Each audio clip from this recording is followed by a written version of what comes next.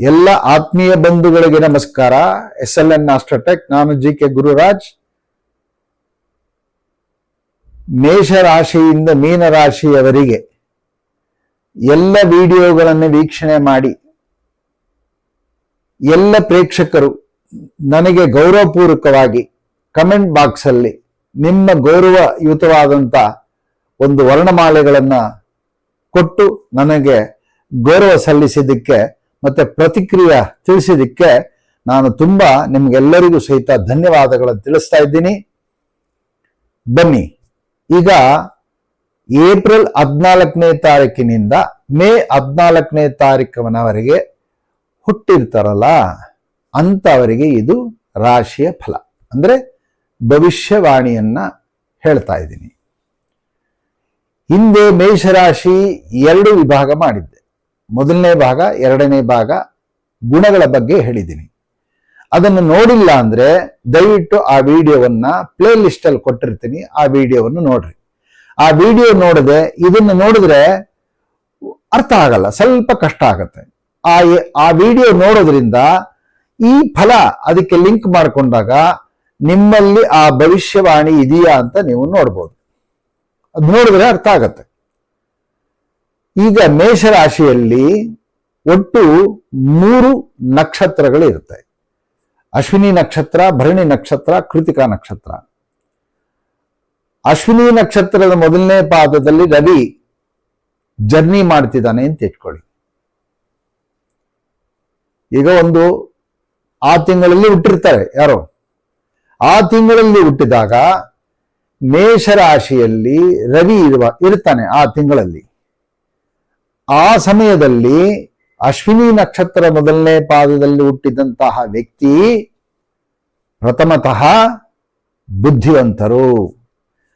ಮೇಷರಾಶಿ ಗುಣ ಹೇಳಿದ್ನಲ್ಲ, ಅದನ್ನ ಇಲ್ಲಿ ಲಿಂಕ್ ಮಾಡಿಕೊಂಡ್ರೆ ಗೊತ್ತಾಗತ್ತವಾಗ. ಧೈರ್ಯವಂತರು, ಸ್ಥೈರ್ಯವಂತರು, ಯಾವುದೋ ಸಣ್ಣ ಕ್ಷುಲ್ಲಕವಾದಂಥ ವಿಚಾರಗಳಿಗೆ ಇವರು ಪ್ರವೇಶ ಮಾಡೋದಿಲ್ಲ.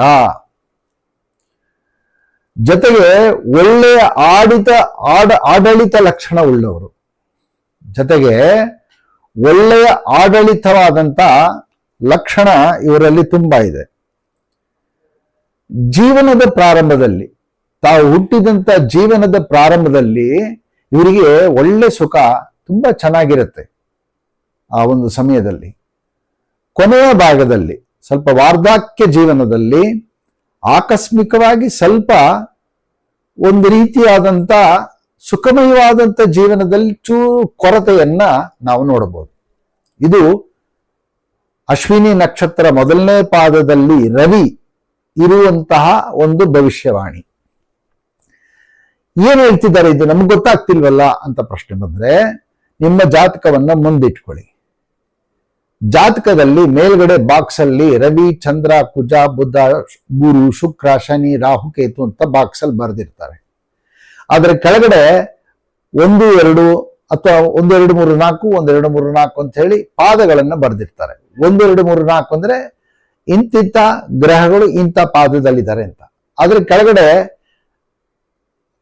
ಆ ನಕ್ಷತ್ರಗಳ ಹೆಸರುಗಳನ್ನು ಬರೆದಿರ್ತಾರೆ.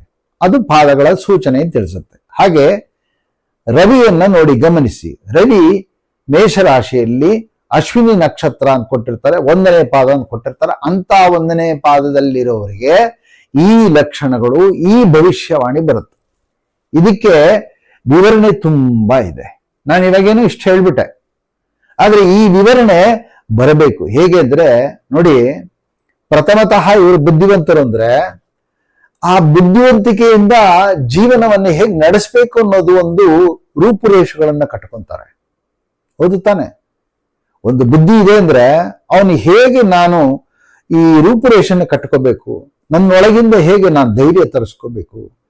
ಯಾಕಂದ್ರೆ ನಾನು ಸತ್ಯವಾಗಿದ್ದೀನಿ ಎಂದಾಗ ಅವನಿಗೆ ಪ್ರತಿ ಕ್ಷಣಕ್ಕೂ ಅವನಿಗೆ ಧೈರ್ಯ ಇರುತ್ತೆ. ಅದರಂತೆ ಅವನು ಒಂದು ಆಡಳಿತಗಾರ ಲಕ್ಷಣ ಅಂತ ಕರೀತಾರೆ. ಆಡಳಿತಗಾರ ಲಕ್ಷಣ ಅಂದ್ರೆ ಏನು? ಅವನು ಯಾವುದೇ ಒಂದು ಅಧಿಕಾರ ಸ್ಥಾನದಲ್ಲಿ ಕೂತಿದ್ದಾಗ ಅದನ್ನು ಅಚ್ಚುಕಟ್ಟಾಗಿ ಮಾಡ್ತಾನೆ. ಯಾಕೆ ಅಲ್ಲಿ ಅಚ್ಚುಕಟ್ಟಾಗಿ ಯಾಕೆ ಬಂತು ಅಂತ ಒಂದು ಪ್ರಶ್ನೆ ಬಂದ್ರೆ, ಇವನಲ್ಲಿ ಪ್ರಥಮತಃ ಬುದ್ಧಿವಂತರು ಅಂತ ಹೇಳಿದ್ದಲ್ಲ, ಆ ಬುದ್ಧಿ ಇಲ್ಲಿ ಅಪ್ಲೈ ಆಗತ್ತೆ.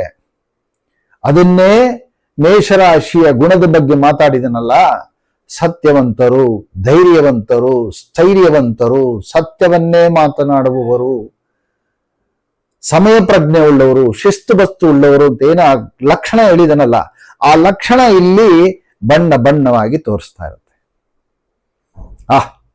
ಹೌದು, ಆ ಲಕ್ಷಣ ಇಲ್ಲಿ ಫಲ ವಿಭಾಗ ಬಂದಾಗ ಇಲ್ಲಿ ಭವಿಷ್ಯ ಯಾಕೆ ಕೆಡುತ್ತೆ? ಕೆಡ್ಲಿಕ್ಕೆ ಎಲ್ಲಿ ಸಾಧ್ಯ ಇದೆ? ಕೆಡ್ಲಿಕ್ಕೆ ಸಾಧ್ಯನೇ ಇಲ್ಲ. ಕ್ಷುಲ್ಲಕವಾದಂತ ವಿಚಾರಗಳಿಗೆ ಎಂಟ್ರಿನೇ ಆಗಲ್ಲ ಅಂದ್ಮೇಲೆ ಇನ್ನೊಬ್ಬರಿಂದ ಇವ್ರಿಗೆ ಯಾಕೆ ಕೆಟ್ಟ ಹೆಸರು ಬರುತ್ತೆ? ಕೆಟ್ಟ ಹೆಸರು ಬರಕ್ ಸಾಧ್ಯನೇ ಇಲ್ಲ. ಹೌದು ತಾನೆ? ಅದರಂತೆ ಜಗಳ ಕದ್ದಕ್ಕೆ ಅವಕಾಶ ಇಲ್ಲ. ಅದರಿಂದ ಇವರು ಸತ್ಯವಂತರು, ಧೀರವಂತರು, ಶೂರವಂತರು, ಶಿಸ್ತುಬತ್ತಾಗಿರೋರು, ನ್ಯಾಯವನ್ನು ಕೊಡುವವರು, ತೀರ್ಪನ್ನು ಕೊಡುವವರು. ಅವರು ಸತ್ಯನೇ ನುಡಿತಿದ್ದಾಗ, ತೀರ್ಪನ್ನು ಕೊಡ್ತಿದ್ದಾಗ ಇನ್ನೊಬ್ಬರಿಗೆ ಭಯ ಯಾಕೆ? ಅದಕ್ಕೆ ಆಡಳಿತಗಾರರು, ದಕ್ಷರು, ಗಣ್ಯಾತಿ ಗಣ್ಯ ವ್ಯಕ್ತಿರು ಅಂತ ಅದಕ್ಕೆ ಕರೆಯೋದು.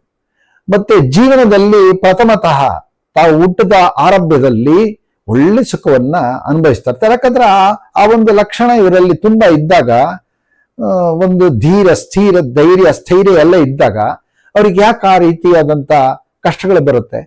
ಸಾಮಾನ್ಯವಾಗಿ ಕಷ್ಟ ಈ ತರದ್ದೆಲ್ಲ ಒಂದು ಎದುರಿಸ್ಬೇಕಾದ್ರೆ ಮನುಷ್ಯ ಅಂದ್ಮೇಲೆ ಕಷ್ಟ ಬಂದೇ ಬರುತ್ತೆ. ಆ ಕಷ್ಟಗಳಲ್ಲಿ ಇವ್ರನ್ನು ಕಡೆಗಣಿಸ್ತಾರೆ, ಮತ್ತೆ ಗಣನೆಗೆ ತಗೊಳ್ಳಲ್ಲ. ಇಂಥ ಒಂದು ವ್ಯಕ್ತಿ ಸ್ವಲ್ಪ ಅಂತ್ಯಕಾಲದಲ್ಲಿ, ಅಂದ್ರೆ ಕೊನೆಯ ಒಂದು ಭಾಗದಲ್ಲಿ ಸ್ವಲ್ಪ ಇದೆಲ್ಲ ಸುಖ ಏನು ತುಂಬಾ ಚೆನ್ನಾಗಿ ಭವಿಷ್ಯವನ್ನ ನಡೆಸ್ಕೊಂಡ್ ಬಂದಿದ್ರು, ಅದು ಸ್ವಲ್ಪ ಕಿಂಚಿತ್ತು ಸುಖ ಕಡಿಮೆ ಆದೀತು. ಇನ್ನ ಫಲಗಳ ವಿಭಾಗ ನೋಡಿದಾಗ, ಇನ್ನು ಬೇರೆ ಬೇರೆ ಗ್ರಹಗಳ ಸಂಯೋಗ ನೋಡಿದಾಗ ಅದು ಆದರೂ ಆಗಬಹುದು, ಇಲ್ಲದಿದ್ರು ಇಲ್ವೇ ಇಲ್ಲ. ಈ ರೀತಿಯಾದಂತ ಒಂದು ಮೇಷರಾಶಿಗೆ ಇಂತಹ ಗುಣಗಳು ಅಶ್ವಿನಿ ನಕ್ಷತ್ರದ ಮೊದಲನೇ ಪಾದದಲ್ಲಿ ಇರುವಂತಹ ಜನಿಸಿದಂತಹ ವ್ಯಕ್ತಿಗಳಿಗೆ ಇಂತಹ ರೀತಿಯಾದ ಫಲ ವಿಭಾಗ ಇದೆ. ಇನ್ನಷ್ಟು ಮುಂದಿನ 2, 3, 4 ಪಾದಗಳಲ್ಲಿ ನಾಳೆಯ ವಿಡಿಯೋವನ್ನು ಮಾಡಿ ತಿಳಿಸ್ತೀನಿ. ದಯವಿಟ್ಟು ಲೈಕ್ ಮಾಡಿ, ಶೇರ್ ಮಾಡಿ, ಸಬ್ಸ್ಕ್ರೈಬ್ ಮಾಡಿ, ಕಮೆಂಟ್ ಬಾಕ್ಸ್ ಅಲ್ಲಿ ತಿಳಿಸಿ. ಮತ್ತೆ ಯಾರು ಮೇಷರಾಶಿ ಗುಣಗಳನ್ನು ನೋಡಿಲ್ಲ, ಡಿಸ್ಕ್ರಿಪ್ಷನ್ ಅಲ್ಲಿ ಅದರ ಲಿಂಕ್ ಕೊಟ್ಟಿರ್ತೀನಿ, ಆ ಲಿಂಕ್ ಅನ್ನು ಕ್ಲಿಕ್ ಮಾಡಿ, ಆ ಗುಣಗಳನ್ನು ನೋಡಿ, ಆಮೇಲೆ ಇದಕ್ಕೆ ತಾಳೆ ಮಾಡಿ, ಇದಕ್ಕೆ ಸೇರಿಸಿಕೊಂಡು ನೀವು ಅದನ್ನು ಕೇಳಿ, ಚೆನ್ನಾಗಿ ಅರ್ಥ ಆಗತ್ತೆ. ಮುಂದಿನ ಭವಿಷ್ಯವನ್ನ ಇನ್ನೂ ಹೆಚ್ಚು ಹೆಚ್ಚು ತಿಳಿತಾ ಹೋಗುತ್ತೆ. ಇನ್ನೂ ಹೆಚ್ಚಿನ ವಿಡಿಯೋಗಳಿಗೆ, ಈ ರೀತಿ ಆದಂತ ಇನ್ನೂ ಹೆಚ್ಚಿನ ವಿಡಿಯೋಗಳು ನಿಮಗೆ ಬೇಕು ಅಂದ್ರೆ ಲೈಕ್ ಮಾಡಿ, ಶೇರ್ ಮಾಡಿ, ಸಬ್ಸ್ಕ್ರೈಬ್ ಮಾಡಿ, ಕಮೆಂಟ್ ಬಾಕ್ಸ್ ತಿಳಿಸಿ ಅಂತ ಹೇಳ್ತಾ 4 ಮಾತನ್ನು ಮುಗಿಸ್ತಾ ಇದ್ದೀನಿ. ಧನ್ಯವಾದಗಳು.